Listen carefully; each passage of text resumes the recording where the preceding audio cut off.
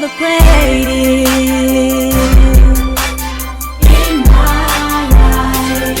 You are amazing, yeah, in my eyes. You are the greatest, yes you are, in my life. You are amazing in my eyes. When the storms of life come crashing down, you lift me up and you turn my life around. Hey everybody, going live with Rarri, the realest show in the ATL. I got two of my good people here. I have an amazing show. I'm trying to get this out to everybody. It's just going to be the realest show in the ATL. My name is Romaine. I'm in Atlanta, originated from Ohio, and I have my two guests today, and I would like them to speak out of what they've been going through. This one to my right, she has been on my mind every day because she went through a loss from her husband. And when I say she's been in my mind every day, she lost her husband, and I'm in a relationship, and when my boyfriend, when we get in certain situations, I tell him every day, we gotta tell each other we love you and give each other a kiss, because you never know how life is gonna turn out. She lost her husband. She has been amazing. She has been an inspiration in my life. And this one right here, Rachelle, has been an inspiration in my life. Today's show is this to tell you, don't take life for granted. Because today, we could be here and tomorrow we will be gone. And I want these two fabulous women that's in my life to come on my first segment, going live with Roro every Tuesday, because there's a lot going on in life.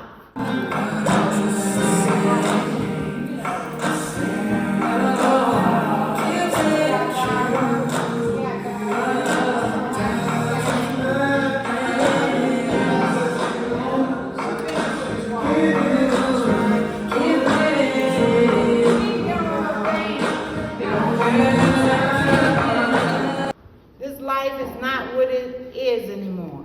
It used to be amazing, but now we're going through some stuff that everybody need to pull together and talk about it.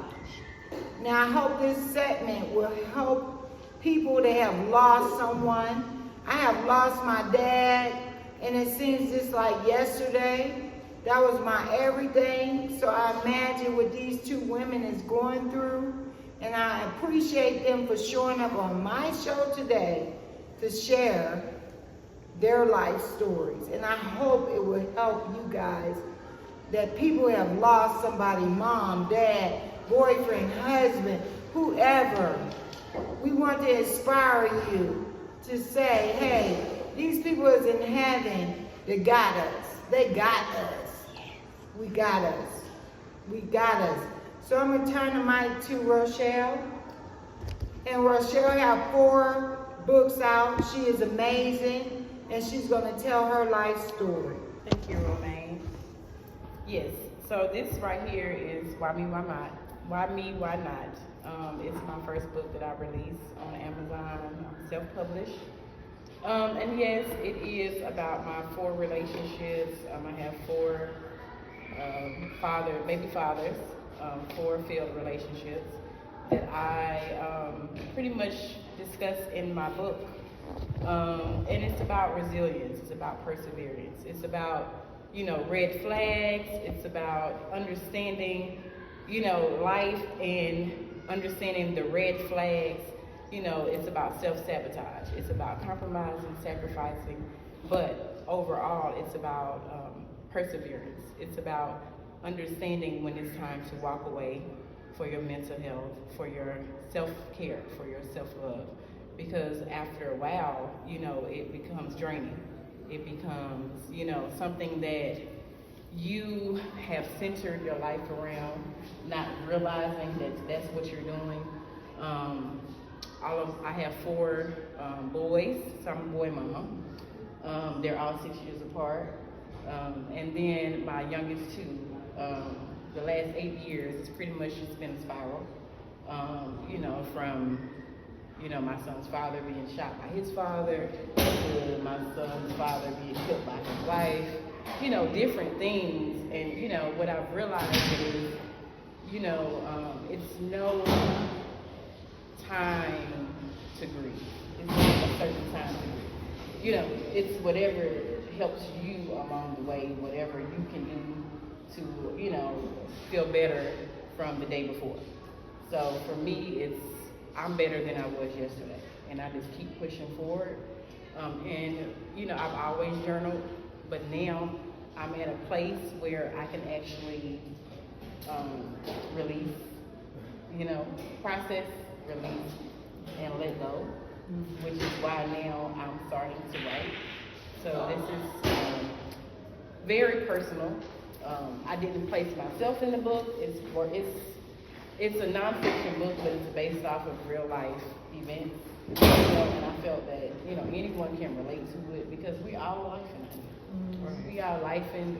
You would never know what someone is going through unless they tell you.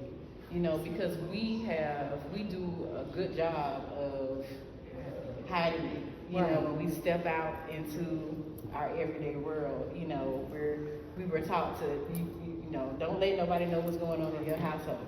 And, you better walk out here and be the best version of yourself. But underneath all of your best version of yourself, you're crumbling inside. You know what I mean? And I had to pick myself up from the crumble, from the chaos, because I still had kids to raise by myself as a single mother. And I hold my head up high. And because it's one of those things where I used to worry about what people think. But now, I'm at a place where I don't care what people think. I'm here to do the best that I can do while I'm on earth, to be the best version of myself, to be the best mother, the best person that I can be, in this world, and to, create a narrative, for people that understand that it's okay if you're hurting. It's okay if you're grieving. It's okay, because you have to find a way to release.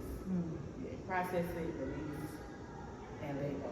And that's the most important thing. And so, that's where I'm at now.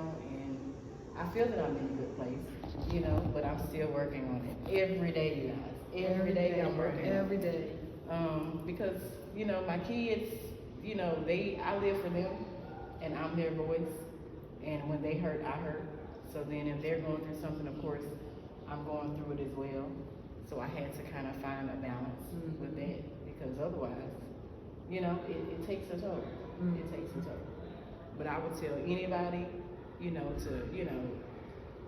just understand what's happening in your life.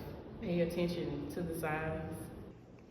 Books of the week, powerful black women, powerful black women. Make sure y'all support these books at Amazon. They are amazing to me. They've been working in my life and getting me straight.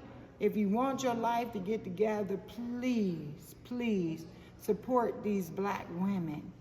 Guys, their books is only $15 on Amazon. Please promote these books, please. Thank you so much. I appreciate her so much. It's like God had brought her in my life. She was sitting over there when I met her. I said, oh my God, Puff Daddy, daughters.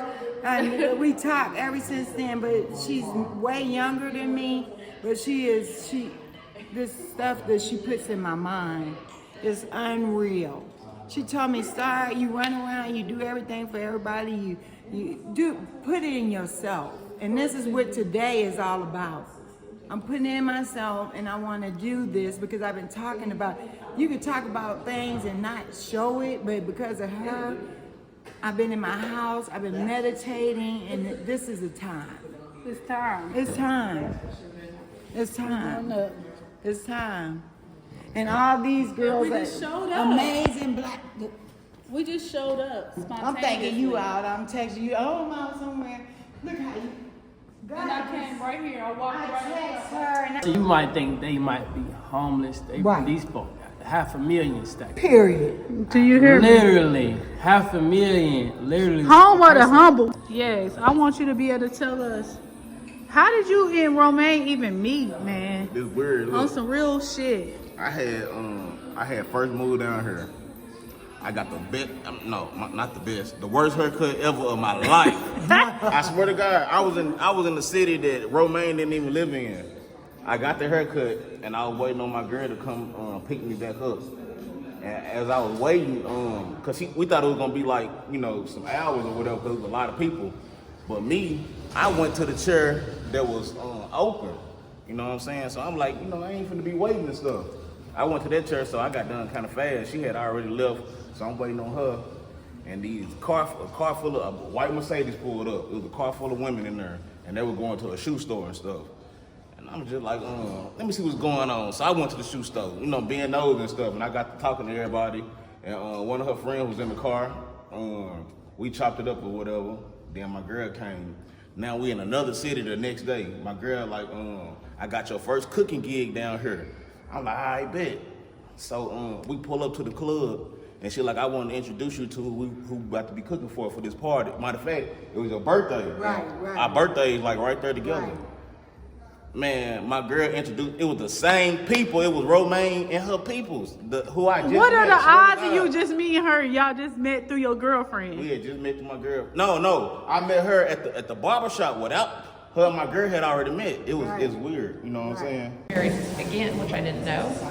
Didn't have any kids, and then he was married with me. He was a mess, He's had 7 since, and he's on wife number 5. He told me I was number 2, but I was number 3. He told me he had 1 kid, but him 3. So anyway, with my son realizing there were all these other kids out there, and this is what his dad did. He goes, but I don't want to leave him. I want to be with him and play with him, and like a 5-year-old.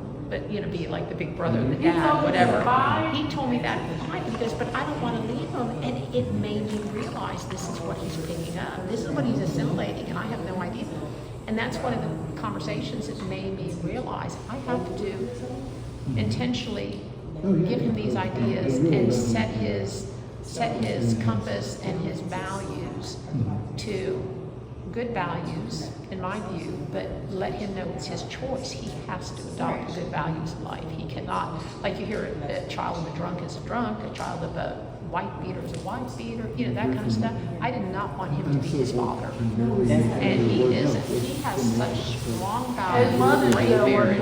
Great parent, yeah. She got 4 boys. She got 4 boys. Because I know he has his father's genius. Like, I'm not raising him to be a manic depressive or bipolar. Like, I always tell him,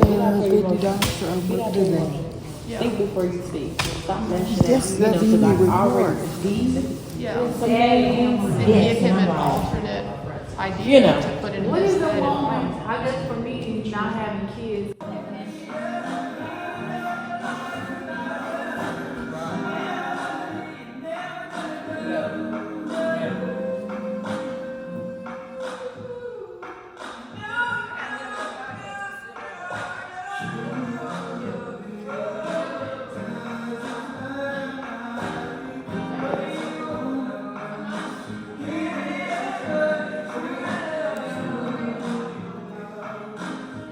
Real. It is what it is. Atlanta, I love Atlanta, but all the finessing and ain't none of that in Youngstown. Ain't no finessing. It's people that show you love, people you fuck with, is genuine. Everything is genuine there. Everything is genuine. And me and her met just off the elevator. We found out we both were from Youngstown. And Youngstown is a small part in Ohio. It's small. Like, only people from Ohio probably know about Youngstown. It's by Akron, about an hour from Cleveland. You know what I'm saying? And nothing but real people come from there. And her, she one of the realest. You know what I'm saying? Nothing but genuine love. You know what I I'm met saying? him in the elevator and I seen him. I said, my God. Hey, hey, I hate to be biased, but people from Ohio is beautiful. They spirit, everything about them. Let me tell you something about us. I can talk all day about Ohio, because we can go to Goodwills and make shit look like $1 million. We ain't that people. Exactly. We ain't that people. That's what Ohio is. I for grew sure. up on Real about Goodwill's realness. clothes and I got Ohio. best dressed. Not material. I took hand-me-downs and made it look like walk through that. And you could be from the projects. Nobody was not dressed in Ohio and looking good. Exactly. I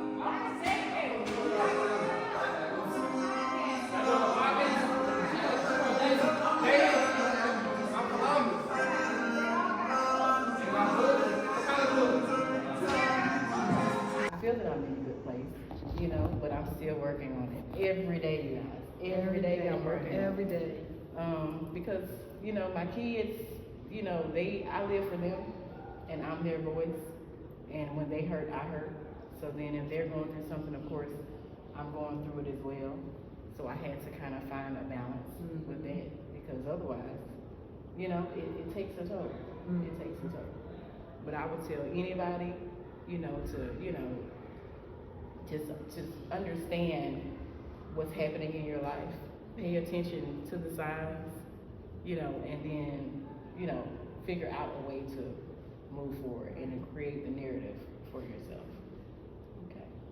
Yeah, that's very important right now, because you lose yourself if you don't. Amazing story, amazing story.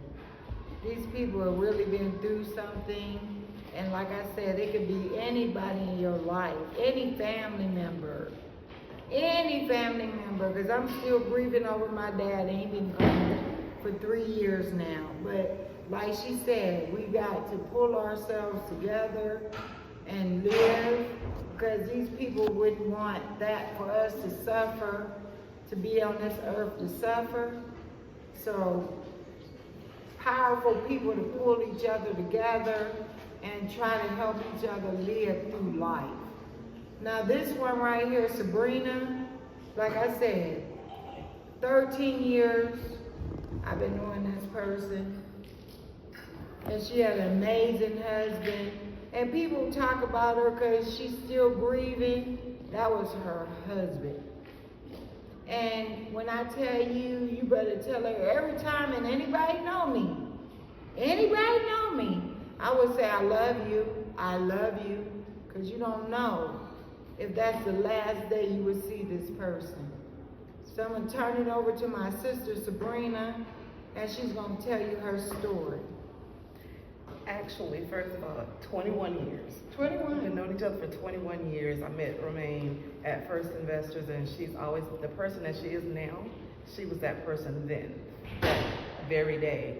When I met my husband, I came up to the job where we worked at First Investors, and Romaine was like, I know him. Is that your boo? I was like, yeah, girl, where you know him from? You know, so, because we've just been close. Romaine has always been close, and we've always talked about things. We used to go out together a lot. 5 years ago, July 28th, my husband left out and said, I'm going to the store. Baby, I'll be right back. And that was the last time I saw him alive. It was probably about 12:30, maybe 12:30. We had just got done celebrating him getting a new job, and he was happy, did his physical, was going the next day to start his new job. And so he left out, said, I'll be right back, going to the store, grab some cigarettes, and I never seen him again. He did call me and said that, baby, I just been in a car accident. I need you to come get me. But I was so mad and upset that he left till I kind of brushed it off like, oh, you tore my car up. You know, so that in itself made me feel that I was so selfish. I suffer every day in silence that people don't know about because I felt that I was so selfish. I overlooked what happened to him. I did not think that I would get a knock on my door at 5:30 in the morning saying your husband has been involved in a fatal accident. That's the last thing you want. I don't remember what happened after that. I just know my son came in and that was that. Romaine has just been there every day. She would call me or either hit me on Facebook and, just tell me how much she loved me. And people don't realize that those 3 words means a lot. You don't have to come do anything for me. I don't ask you for anything. I never ask, but just those 3 words mean a lot when you're going through something.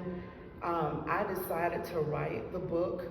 It's not done yet, but it's called Pieces of Me, From Silence to Strength, because of what I went through. I didn't know no other way to get it out. I didn't know how to tell people because, you don't want to keep talking about the same thing over and over and over. People get tired of hearing it. So I figured I would write it down. I've never written anything in my life. I don't even like reading books, but I figured that I could get what I had to say, what was inside of me out, because I've been through so much, so many losses. When am I going to find my happily ever after? I'm tired of being that happily ever after for everybody else. Do I deserve it? And sometimes you don't think, after a while, you don't think that you deserve it. Like Romaine says, she does a lot for everyone else. I do a lot for a lot of people, but who, no one does anything for me. My husband did that for me and he's gone. So, now I'm back to having to start all over again at the age of, he died, I was 2 weeks from turning 50 when he got killed. So at 50 years old, I had to pick up the pieces and start from scratch again. At 50, who wants to do that? It's time to be, get ready to retire. Your kids are grown, and you just you're ready to live your life. But here I am now. Now I'm 55, having to still starting all over again. So that's where I am. That's why I decided to write the book. I have a widows group on Facebook called Widows Overcoming Grief. I have over 2,700 members. And they're joining every day, every Sunday night at 7. We have a Zoom meeting. So I'm missing my Zoom meeting tonight, but it's okay. But yeah, that's all I could do to help me. And I don't do it for to get accolades or to get points. I don't do anything for money. The group doesn't collect anything. But that's all I can do to show that there is life after death. There is life after death. I get up every morning and go to work. I'm not struggling. I ain't where I want to be, but I'm good. And I'm persevering. And resilience, just like, like she said, resilience, we got to have resilience. And it shows if I walked outside today, nobody would think what I went through. Nobody could even look at me and say, oh, you went through all of that? Because that's just the tip of it. That's just the tip. And hopefully my book tells everything. So hopefully once it comes out, I can get back, be back on the show and we get talk more and more about the book. I would love that. And I just want to say, these 2 women is amazing. Life is something, I'm going to say, from COVID, my sister, my adopted sister, I was upstairs working and she called me from downstairs. She lived in my downstairs and she said, I'm not feeling good. And I said, okay, let me call you an ambulance, or do you need me to bring you anything downstairs, or what do you need from me? She was like, no, call an ambulance. So I called the ambulance and I said, when I get finished working, I will be up there to see you. Not knowing, due to COVID, you can't come in the hospital. So I'm trying to get in the hospital to see my sister, and they said, no, you can't come in the hospital to see your sister. My sister died 3 days later. So this stuff is real.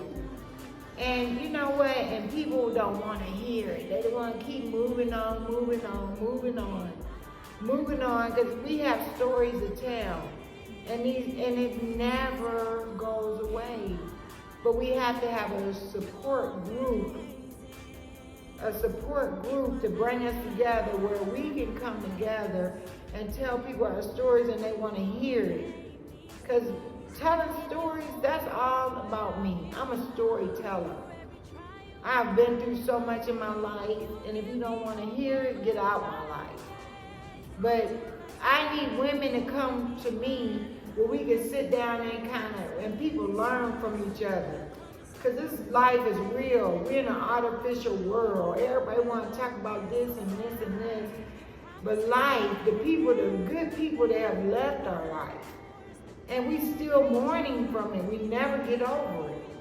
So as people out there, and I want to say to you guys in my audience out there, I want to thank my 2 guests today for coming and supporting me.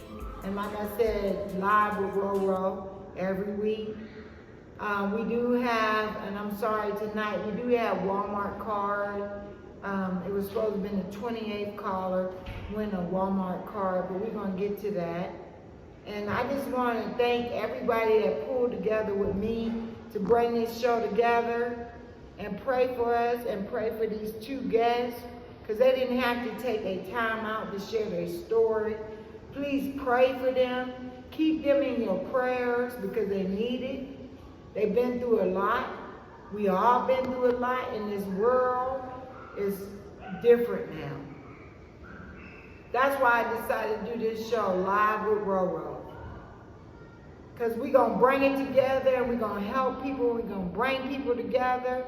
I want to thank you 2 young women and what you're going through. Because this life, we got to pray it through. That's all we can do. And I love you guys. And tune in the next time with Live with Roro. Amen. That was good.